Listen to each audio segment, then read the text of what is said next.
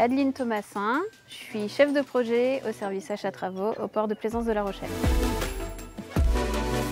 Je travaille sur tout ce qui va concerner le génie civil et maritime, donc des gros dossiers comme le dragage portuaire et après pas mal de projets aussi sur les ouvrages portuaires en eux-mêmes, les cales, les quais, les darses, tout ce qui va être maintenance, mais aussi les livraisons de carburant, l'achat de carburant, contrôler les livraisons qu'ils effectuent sur site et de veiller à ce que réglementairement ils répondent bien à toutes les règles.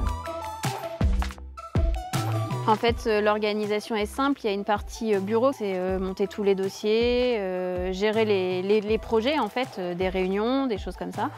Et il y a la partie sur le terrain où effectivement il faut aller voir les chantiers, inspecter les travaux, faire des réceptions. L'un de mes plus gros dossiers est celui du dragage, donc c'est des entreprises qui viennent enlever la vase dans le port pour permettre aux bateaux de naviguer en toute sécurité. Mais il n'y a pas que ça en fait, il va y avoir tout ce qu'il y a autour du dragage, c'est-à-dire les procédures administratives, réglementaires, tout ce qui va être suivi environnementaux, les bilans. Donc c'est un gros dossier qui m'occupe une bonne partie de l'année, même quand les entreprises ne sont pas là pour réaliser le dragage portuaire.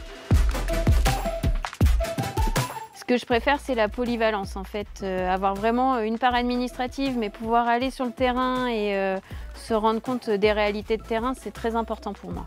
Et donc par exemple, là, le phare du bout du monde avait des soucis au niveau de son platelage bois. On a réalisé les travaux car cet ouvrage est quand même très important. Il assure la sécurité des plaisanciers en mer pour éviter qu'ils viennent s'échouer sur les côtes. Alors je pense que les 3 caractéristiques pour être bon dans mon métier, c'est déjà être organisé et rigoureux. Enfin, pour moi, ça va ensemble. Être à l'écoute parce qu'on travaille avec les entreprises, mais on est aussi un service support pour nos collègues. Et surtout savoir s'adapter parce que dans le génie civil et maritime, il y a toujours des surprises.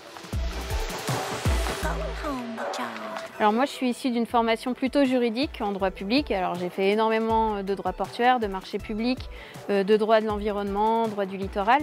Et j'avoue que si j'avais pas été curieuse dans le cadre de mes premières missions, je ne serais pas aujourd'hui au niveau du poste que j'ai. En fait, il faut être assez ouvert d'esprit pour pouvoir aller professionnellement vers des chemins qu'on n'aurait pas imaginés à l'origine quand on a eu notre premier poste.